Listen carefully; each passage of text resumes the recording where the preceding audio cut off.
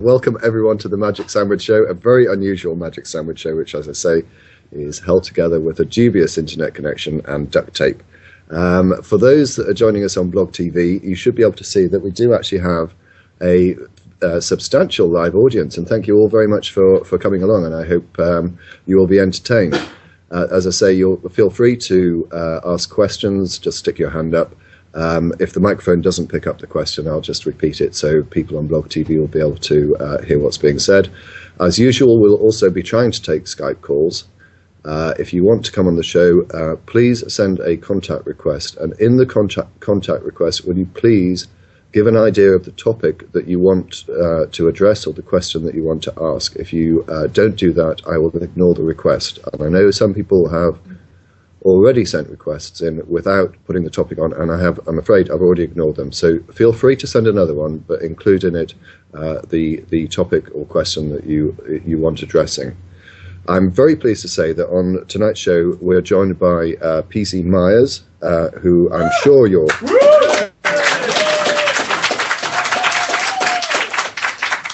I'm just so not used to applauding. PC Myers, who is the driving force behind one of the best science blog sites, Pharyngula. He's also a biologist, professor at Minnesota Morris University. Welcome to the show, PC. We also have Dr. Frank, Dr. Lona. I should know that by now. You should. PhD neuroscience, publisher, journalist, television presenter, jack of all trades, or in another way, she doesn't know what the hell she wants to do with her life.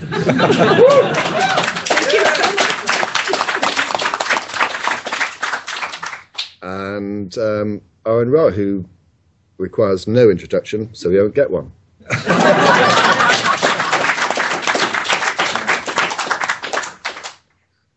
It's been an absolutely fantastic weekend, in my view. I've been absolutely amazed by the reception that we've all had. I think it's been an absolutely wonderful conference.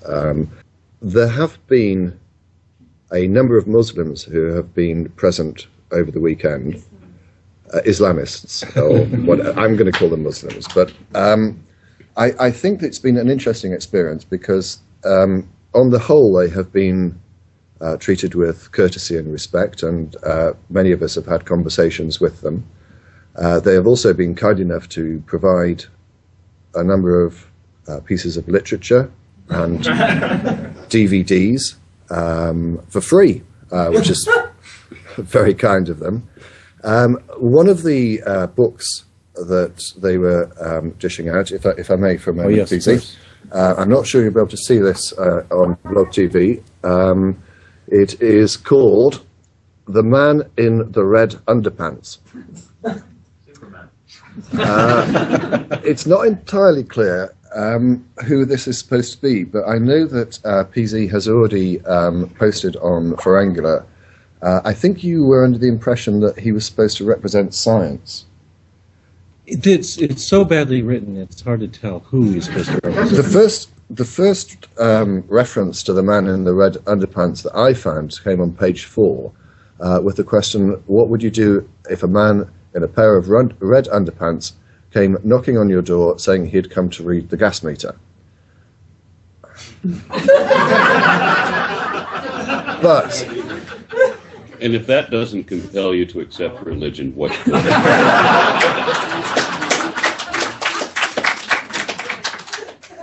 But again, PC has already mentioned on his blog site, Pharyngula, an update of Paley's Watch. I'm going to ask perhaps to kick off, PC, with sure. The update, which I think really puts a totally different complexion on Paley's argument. Yes, this will change your whole view of Paley's watchmaker on the heath argument. He says, now what if I told you that I was walking along in the desert of Arabia and picked up a mobile phone, which I found just lying there? You get it? Radical change. You know, Heath has turned into a desert, and the watch has turned into a mobile phone. So he's definitely updated it for the future. And does the argument get any better? No, it does not get any better.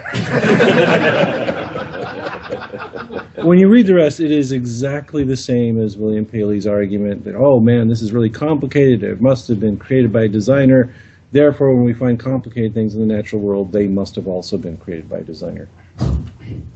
That's it. And it couldn't have been the product of reproduction that two mobile phones had mated and then produced another. And that there would be a variety of offspring of the mobile phones for like Nokia and Sprint and AT&T, and that they would diversify and spread out. No, that couldn't be it. Yeah. I've got somewhat ahead of myself, though, because what I was going to hopefully ask the panelists, PC, starting with you, you're, and I don't mean this in an offensive way, you're a veteran of this sort of event. You've appeared at many. How does this compare? The meeting as a whole? Yeah. Oh, man, I can't diss all the other ones, but no, it's been a very good meeting. You've got a live audience here, so yeah. you know, I think you should. No. They paid €100 to be here. Where's my cut? Let them know that it was well invested. Yeah. No, it was a very good meeting. One of the big differences in this meeting and other meetings I've been to is this one tried to bring out the more participatory nature of the discussions by having more panel discussions where there were only a couple of the formal lectures where somebody stands up there and yells at you for an hour. Most of them were groups of little panel discussions of 4 people. Each one would spend about 10 minutes summarizing an issue, and then they would open it up to questions. And so one of the things we noted here is, man, these atheists ask a lot of questions. They're just yapping off the entire time, and none of these sessions ended with a whimper. None of them kind of dribbled away. It was like they just say, "Okay, it's time to stop. We'll move on to the next one." So that was very impressive, and I think it's just an indicator of the kinds of discourse that atheists encourage: is question, criticize, discuss, all that kind of great stuff, and that was what was going on this weekend. Yeah, I didn't also notice that despite much encouragement, it is virtually impossible to get an entire room full of atheists to dance a jig. Yes.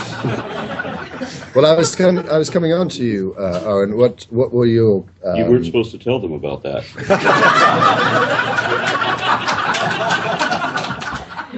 What stood out for you over the weekend, Aaron?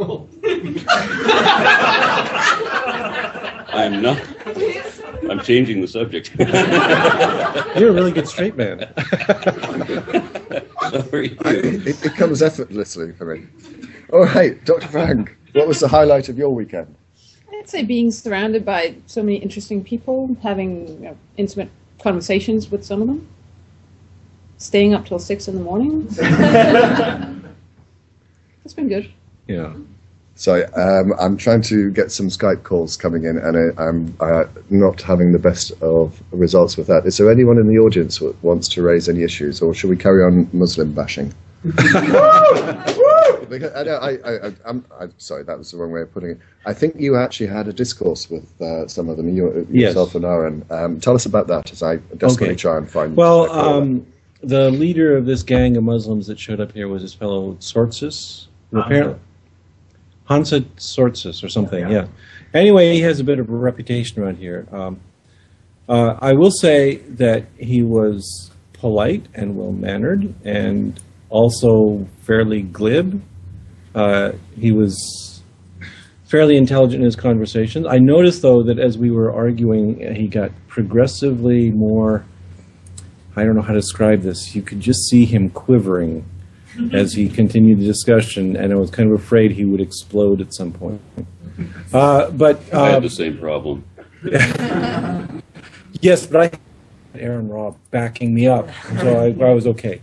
The kind of arguments that he was making were really unremarkable rehashes of Christian creationism. There was absolutely nothing original in anything he said. It was the usual nonsense. Where what was he arguing from? It was largely a philosophical argument where he said there has to be a first cause. He would occasionally recruit in a little bit of poorly understood physics, which he typically got wrong. And reverse embryology. Oh, yes. And then the one I tried to pin him down on, because it happens to be my specialty, is I'm a developmental biologist. And they claim that the Quran has a very specific description of the embryology of humans that could not possibly have been known to Muhammad in his time. Which actually sets up an interesting conundrum, because most of our argument, what he'd say is, well, your empirical demands are irrelevant, that there's no philosophical reason that we have to follow empiricism in addressing your complaints. And then when I turn around and ask them, okay, well, what's the evidence for your belief? They immediately trotted out empirical evidence that they claimed was good. And foremost among these are these claims about how the Quran describes various phenomena, like that the mountains have roots and that embryos go through developmental stages. Yeah. And what I did is, in my argument with him, I explained that, first of all, the descriptions of embryology in the Quran are very, very poor. They're very vague. That, for instance, when you look in the Quran at their description of embryology, they've got 2 stages. And one stage looks like a clot of blood, and the other stage looks like a chewed piece of gum. That's the level of description we have here. And also, the other interesting thing about the descriptions in the Quran is that they actually correspond fairly well to the kinds of descriptions that you find in the common medical and scientific literature of the era. That at the time of Muhammad, of course, doctors would have received training in the books of Galen and Aristotle and Hippocrates. And when you look at what Muhammad was writing in the Quran, it was basically the same story as Aristotle, Galen, Hippocrates. So so what I explained to them is, well, what this is obviously indicating is the most rational way to interpret this is that Muhammad was receiving information from the doctors and merchants of his community. This was just the same stuff they were saying. Even the parts that were wrong, he was getting. But Sortz's recourse was to then claim that Arabs were so damn stupid and ignorant at this time that they couldn't possibly know anything. That, I got you get the impression he's saying, well, it's like Muhammad must have been living in a cave, isolated from everybody else, and that's why it's so magical that he generates a description. But of course, at the time of Muhammad was part of a trading cartel. That was an active trade route in the Middle East. Of course, it was kind of a primitive, backward place, but at the same time, it was a nexus of communication. And some of Muhammad's advisors, for instance, were trained in the courts of North Africa and Egypt and places like that were actually quite scholarly and educated. So that was no excuse at all. Also, it ignores the fact that some of the embryological descriptions are completely wrong. For one really good example is that the Quran claims that sperm comes from a place between the ribs and the back, which we know better as kidneys. So kidneys produce sperm is the message from the Quran. That also happens to be Hippocrates' theory, again, indicating that there was this diffusion of ideas from East and West. It's also wrong, of course. No, kidneys do not produce sperm. That's the role of the testes, which they had. Excuse me. It's all right. You can use words like that in the show. I can use words like testes. You can. Yes. Yeah, and at that time they had some primitive ideas about what testes were for. Some of you gentlemen might like to know that what your testes are for, according to the science of the 7th century, is they were little counterweights to hold open the ducts that allowed sperm to flow. So but yeah, they're in cold weather. Yes, that's what they claim they're for, and of course that's also wrong, right? But that's in the Quran, and no, sources didn't happen to mention that it also gets bits of its embryology wrong, which I think is a sort of good indication that this information was not acquired by divine revelation, because presumably Allah knows the right answer. No. It's a brave assumption. Aaron, what was your experience with them? my experience was as they were accosting him, and they brought up an alternate perspective from some other scientist. I didn't catch the name, but they said, but he's an embryologist. When PZ says, well, he's wrong. Well, he's an embryologist. That's his field. And PZ said, it's mine, too. And they stopped and they said, it is?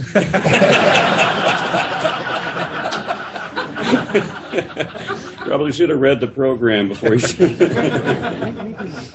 probably the highlight for me on this was that PZ was doing very well, but of course in all of these discussions, it's not about the content. It's about trying to confuse your opponent so that your opponent can't make an intelligible argument. Thank you very much. Finally, somebody said that. Yes. Finally. So they use rapid fire nonsense and idiocy, and maybe they don't see it as idiocy. Somehow to them it sounds logical, and I apologize. I know people think I'm confrontational. I'm wearing this because of last week's show when everybody gave me all that hell for being rude to that other guy that refused to answer questions.